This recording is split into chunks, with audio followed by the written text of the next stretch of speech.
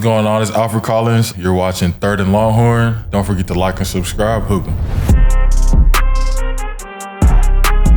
What's up, everybody? Welcome back to another special interview edition of Third and Longhorn. This week, we have a guy I'm very excited about. I know Oak and Derrick are excited about this one, so we're going to get right into it. I'd like to welcome Mr. Alfred Collins. Man, we always start these off the same way, and I think you had one of the shortest trips to getting to Texas coming from Bastrop, obviously. But why Texas? Why Texas? I say grew up a fan of Texas. I'm very big on family, and I know how they are. And financially, we're not like I didn't want to move too far away because I know they want to come to games. So I was like, you know what, I'm gonna stay home. You know, so that was why. Were you looking at anywhere else pretty seriously? Oh yeah. So this is lit. It started off with Bama, and I was like, nah, that's too far, and I don't really like the town. Yeah, no, Tuscaloosa. Of course. Right. Yeah. No one's disrespecting it. No, You ain't like the town. You ain't like the town. Hills is disrespecting while Alfred's like, no disrespect. And then it was OU, and then Riley left, and then it was Baylor, and then I was like, you know what? That's my sign. UT's the place, and then, you know, and I'm happy I came. And yeah. Plus, I mean, you had a special connection to it. Obviously, your mom played at Texas as well. Talk a little bit about that and how she was in the process. Man, she was just very supportive. She didn't really care where I went, but they were all gonna support me regardless. Just feels good to have people in the UT administration to you know, if I need help with something, I got it because my mom paved the way for me. You know what I'm saying? Yeah. That's what's up. And the thing is, your mom didn't just go to Texas. Right. She was hooping. Your mom was hooping. Did she let you know? Like, hey, I did my thing. Yeah, she did. It's time for you to, So lock in, stay focused, don't get distracted, all that. Now, now, do you have a little hoop? Oh yeah. Can you? Oh yeah. Obviously, your mom. That was gonna be my question. You stole it. Can you hoop a little bit? Yeah. I mean, all football players say they can hoop. But Now, back in the day, I would say that was my prime high school. I was pretty good. I say I was pretty good, but now it's like, you know, getting older, knees. Man, you can't be jumping. Let's say getting older. Wait, how old are you? 22. Oh yeah, but He said it in a different tone, like we was gonna be like, oh yeah. 22. Hey, I gotta remember, he's chewing double teams though. Here comes the DL bias coming out. Now I will say, I'm always giving Oak a hard time because we know that running backs are the best athletes on the field. But I do believe that I tell people this all the time. There are 3 different types of football going on at the same time. There's the one that you guys know, watch and see and love from the TV, where you got, you know, Tony Romo and everybody making the game make sense. You got little painted yellow lines on there, and it says 1st and 10 in the corner. Then there's this game that's being played that's like real football between running backs, tight ends, and linebackers. And then there's football that's being played between the offensive line and the defensive line. And ultimately, that's the one that actually determines who wins the game. Everything. So true. I say that also. I got to give you, you know, you may be 22, but your knees might be 25. I'll give you that. I want to just still focus on your mom real quick, and it's a reason why. Benita Paula, right? I'm from Waco, and your mom's from Waco. She went to my high school. She's a little bit older than me. I didn't go to school. So you went to her high school then? Yes, I did. And even my brothers would talk about, man, no, stop. No, she's about 10 years older than me. But my brothers are a little bit older than me, and they was like, oh yeah, Benita was cold. Like she was the best in Waco or whatever. Her being your mom being a student athlete, what has that meant to you and being able to pave the way for you and help you along the way, like giving you advice to excel being a student athlete, high school and college? I would say she basically everything I've been through, she's been through. Legitimately, she's lived in San Jack. Literally, she had. She's like, you know, she had her ups and downs, and she's helped me through that stuff because, you know, nobody's perfect and we have, you know, stuff that goes on. But she really mentors me whenever I need it. And yeah. Well, two big questions with like the whole family. Bastrop's literally right around the corner, right? Mm-hmm. So like how on the positive side, I'd imagine you get a chance to see the family. Mm-hmm. But how often are they trying to come up here and actually see you? They honestly give me my space. Like, yeah, and I appreciate it. But I always try to like just show love, whether that's financially or just FaceTiming. Are you breaking bread? Huh? I could use a little bread. Here we go. But yeah, my auntie works at the B1, so I walk past, see her every day. My grandma, they live like 10 minutes away, so like I'm always one call away if anything ever happens. Yeah. But they really do give me my space. So then how do you, this is a big one, how do you manage tickets on game day? That's easy. Family first. Yeah. That's easy. Yeah. But I mean, you got a lot of family. Yeah, it just depends on like, I mean, they're not selfish. Like, they're not like, hey, I need a ticket. It's like whoever, you know, wants to go, they allow them to go. And but then are you that guy that's like, hey, freshman, you ain't playing. Give me your ticket. Is that you? No, not. Okay. That was Fozzy. That's why I asked. Fozzy with 30 tickets. You playing this week? You traveling? You ain't traveling, are you? You gonna use them? Fozzy said in a nice way that ain't so nice. You ain't traveling, huh?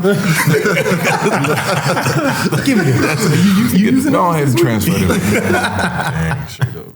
I don't even know how the ticket process work now. Is that? It's like, we go to a website and then put their name in, email. Now, is there still a limit on how many tickets you can get? Yeah, like 4? Or? I think it's 5. We get 5 now. Yeah. So you get 5 now. Perfect. It used to be 4 back then. I want to transition for a minute. Like a big part of our team last year, in my opinion, a huge part of our success. One of our more notable episodes was me and Oak going back and forth leading up to the Washington game, and I was just talking about the D-line. I didn't want to talk about nothing else. I believe you guys played a major role in our success last year. Absolutely. Now, a big part of that production is gone. Actually, one of the cats I met you with, T. Sweat, is years ago. He's gone now. So, twofold. One, I know how close you two were, but with Murph and Sweat gone, like, how did they impact your game? And then, what can we expect to see from that D-line this year with like a good amount of the production technically in the draft this year? They raised my game up. They raised the bar because the way Murph practiced, Sweat practice, Murph, like, bro, unstoppable. I ain't gonna lie. Like, I ain't never seen nobody win. Every pass rush rep. Like, how you do that? And then Sweat is just like, Sweat's huge. Those guys are different. Yeah. Sweat is just amazing. And then I always just ask them questions like, how'd you do that? Or like, how would you do that and stuff? What we expect next year, I think it started like 2 weeks ago in this offseason because this is where it all starts. And, you know, being the old guy, I've been trying to like... I want you to stop saying old. I mean, being a veteran. being a veteran on the team. Yeah. I just like, I'm putting it on my back to bring everybody up, you know, because Sweat and Murphy, they elevated my game. They made me pay attention to details more. So I'm not gonna allow the younger guys to like not be detail oriented and all that. So I'm really just trying to lead by example for them. And I hear Sweat was a vocal leader though. Oh yeah, I hear he was pretty vocal. Yeah. Like, who's replacing that piece of it? Because that's needed too. It is. I mean, I'm not really the vocal type. I'm more like, I'm gonna show you how I'm gonna work, and you want to be following my footsteps. Let's go. But that's one aspect of like leading. I want to better, just being more vocal and speaking up. Sure. No, I love hearing that. And then leadership comes in different ways and forms. I think it's excellent self-awareness that you're like, I'm not that vocal guy. Like, that's hard to force. When you're not a rah-rah guy and you try to be a rah-rah guy. Everybody I'm not going to lie to you. There's nothing worse than that. Absolutely. Like, hey, Absolutely. This don't even feel right. Like, so I appreciate you making that known. My question is, you're an excellent player. And watching your game, all of us, the whole Longhorn fan base feels like you are on the cusp of being great, like that All-American, like, dog out there. What are you working on specifically this offseason for you to take that next step? Because we're all excited to see you do that. I've been working on not only just football. I've been working on my diet. I've been with my dietitianist. I've been trying to lean up, get cut. What else have I been doing? I've been outside life. I've been trying to like keep that low. Like don't be doing too much. Balance, Gotta have like balance. Yes, and then just really being just detail oriented, bro. Just in everything I do, just asking questions. Coach Baker, I like him. I like him. He's a good coach. And then just the stuff that Coach Bo left me, just trying to perfect that. I was going to ask that next is that transition process, right? You've been able to see transition kind of go from the head coach position, transition now from the standpoint of getting a new D-line coach. How has that process taken its toll on you, and have you been able to take away something from each little piece of transition that you've gone through every year? I would say the transition has been pretty good. I would miss Coach Bo. He was with me since through dark times, man, and he just helped me out and got me through it. But everything that he taught me, you know, I'm gonna continue to use it. And then Coach Baker, he's good too as well, you know. So I mean, a big part of your game, I feel like I don't believe anybody with two eyes ever question your physical abilities, like your actual skill set, talent, or capability. The question that was ever at hand was the consistency piece. Yeah. So like as you have been getting and now playing at a consistent level, like what changed for you? Like I would just say my mental. Like I really just like had to lock in. Like, do I really want this? Like it's right here in front of me. How bad you want it? So I had to look in with myself, and that's why I've been able to. That's a big part about it. I don't think people realize like there's these man in the mirror moments where you gotta just be real with yourself. Yes. And when you ask a question like, do I really want this? You know if you've been giving it your all. And it sometimes it's not the form of, you know, weight room, playbook, practice. It is what you just said earlier of like everything off the field. I've been keeping that to a minimum. Like just staying consistent in their approach and their focus and locking in. So it's like, all right, how do you take it from now you have, I guess, healthy habits to like the potential that Oak was touching on earlier. Like now we're going to see this talent play at this consistent high level. Like what is that jump look like? So I would say I'm gonna start with I've gotten close to the Lord, I would say. And ever since I've done that, I've had a clear mind, you know what I'm saying? I've been able to decipher what's good from bad, you know. So I feel like just that move and being consistent, going to church. I joined the life group. Man, Alpha Squad, yes sir. There he is. Shout him out.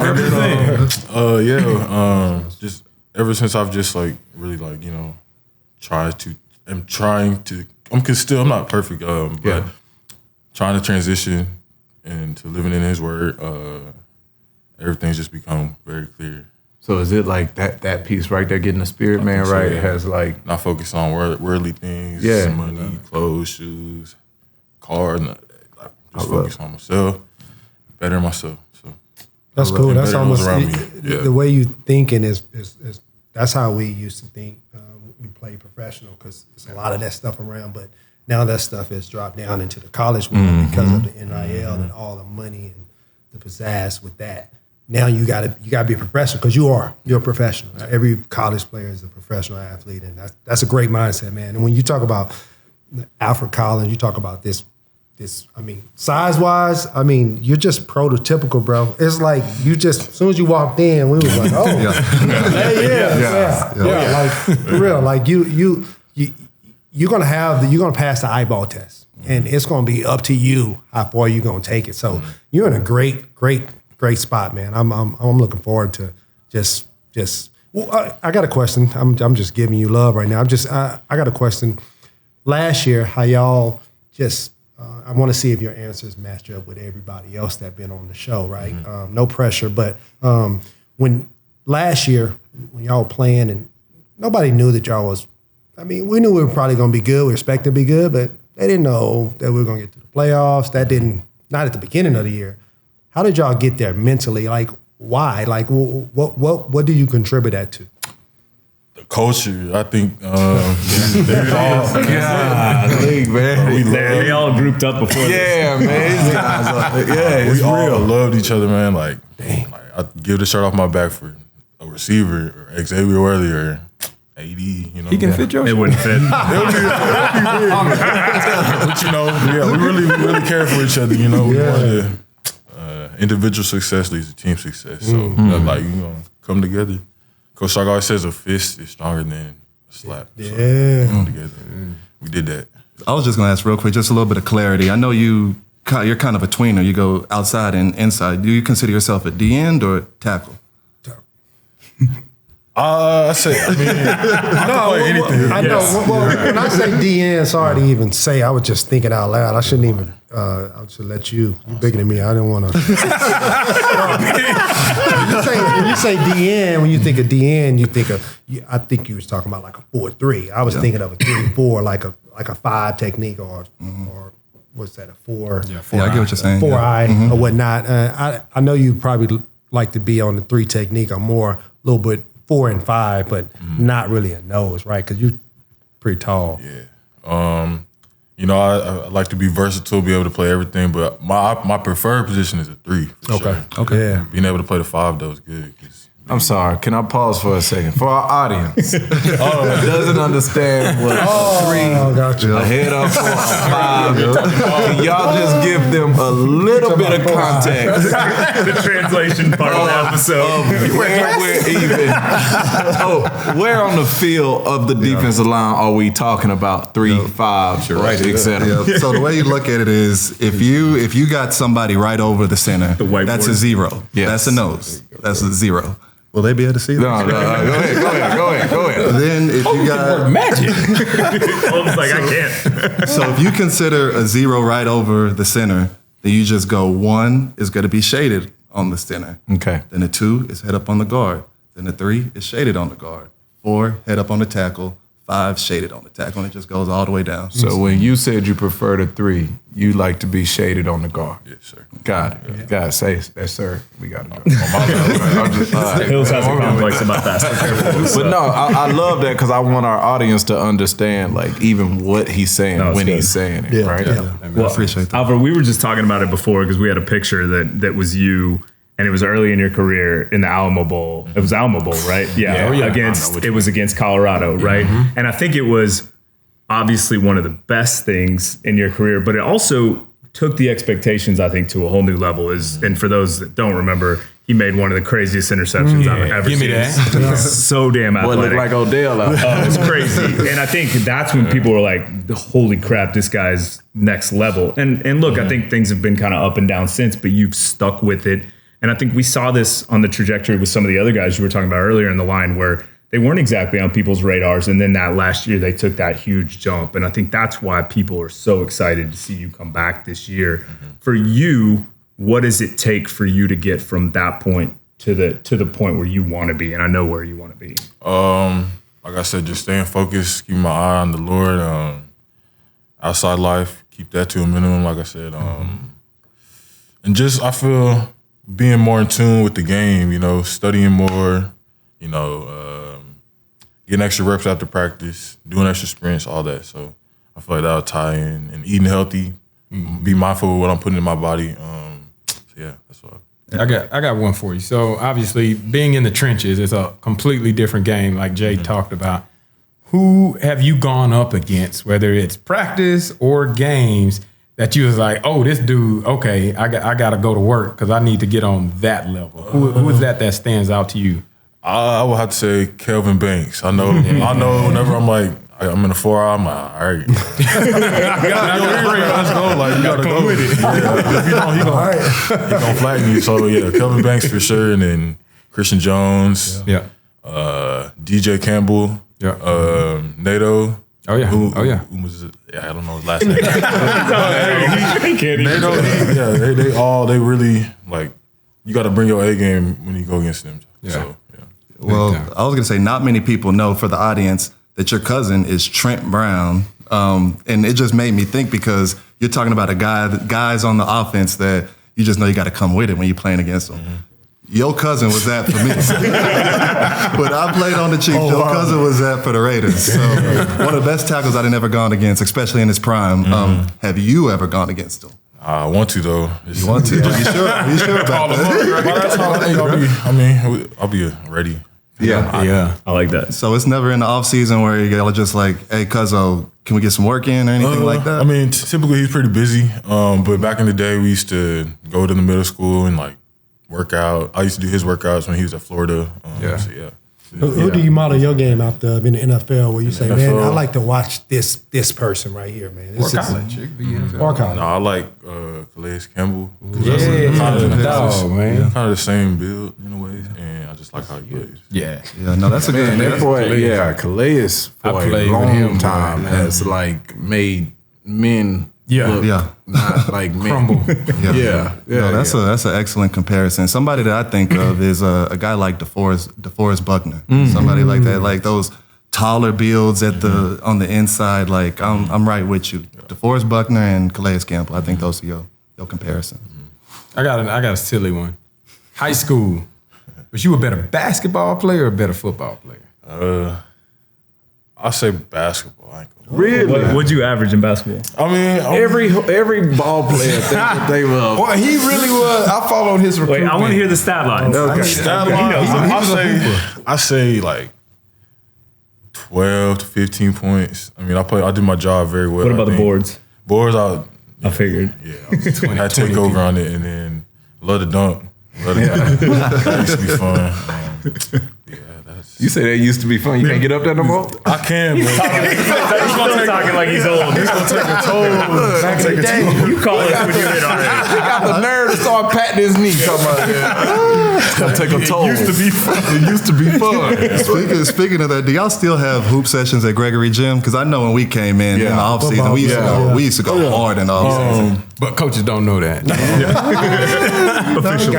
We don't go hard to a certain extent. Yeah. Freshman, sophomore year, that's whenever we had our little hoop sessions. We had it in not Greg Sanjak. Y'all know where that little court is over there? Y'all was on outdoors? Y'all was outside. That's why your knees Boy, that's why your knees hurt. They don't got no indoor. That's why your knees hurt. When he said Sanjak, I started thinking of indoor courts. I'm like, he ain't talking about that outdoor tennis court. The one by club. No, sir. Y'all know y'all got Gregory 2 blocks over. Yeah, we used to go. That's real lazy, man. Y'all real lazy. That's real lazy, man. Well, Alfred, you've been around for a minute now. You're one as you keep referencing, one of the older guys on the team. Who is someone of the younger guys that most people don't know that you think is going to have kind of a breakout year this year? Offense or defense? Offense or defense? I'm gonna stick with the D line. I say Aaron Bryant and Sadir Mitchell for sure. They've been working. They've been working their butts off for sure. And we're gonna write those names down. I feel like Shaq. I'm like, I'm sorry, I'm unfamiliar with that game. We got a request into Sadir. I just got to get him to hit his back. So I'll get Aaron too. Who on the team? Because I mean, a couple of people that sat in the seat you're sitting there and told us that like T Sweat was kind of like the leader of the team last year, and now he's gone. Who would you say is do you think is that this year? Who's that captain? Who's that leader? Who's Alfred? I'll have to say Quinn as right now. I mean, I can't give you Quinn. That's easy. We know it's QB1. We know it's QB1. Who? Give me somebody other than QB1. Who else is there? Jake Majors.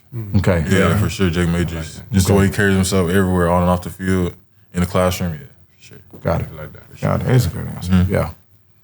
All right, so last time we recorded, we were with Gunnar Helm, and he explained the shirt color situation to us. Yeah, like what color do you reside in the shirts? I'm in black right now. So let's go. Not right now. He went right now. I'm saying right now. Now, hey, you forget we know what the colors mean. So we got the chart. We got the chart.